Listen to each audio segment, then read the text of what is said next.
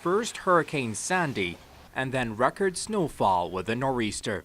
Residents of the East Coast woke up after the elections under a blanket of snow, freezing, and still without power in vast areas. The last thing we ever expected or wanted was snow, but it's better than rain and water. We don't need any more of that stuff. But the snow was a shock to us, yes.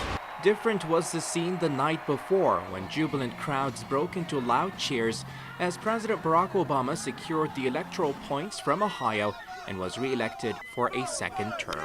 I think Romney was good for a certain set of people. I think Obama was good for everyone. And my parents are immigrants. This is what I really look forward to. And it's finally here. Tears in my eyes. I'm so excited.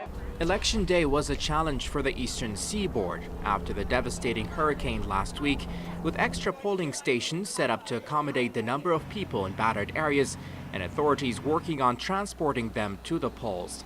Residents were adamant to practice their right to vote.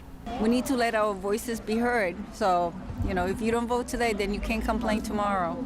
And now we need the government more than ever. We need to rebuild. There's too much disaster around us. President Obama secured more than 300 electoral votes to Romney's 206. He also narrowly won the popular vote at 50%.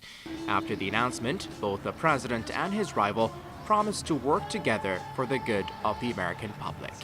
And in the coming weeks and months, I am looking forward to reaching out and working with leaders of both parties to meet the challenges we can only solve together.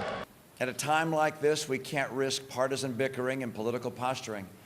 Our leaders have to reach across the aisle to do the people's work. Whether they voted Democrat or Republican, Americans now have one thing in common: they want a solution to their problems.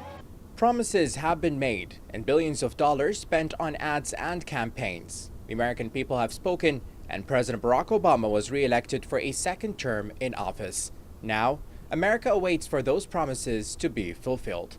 Mohamed Al-Shaaban, Bahrain Television News, New York.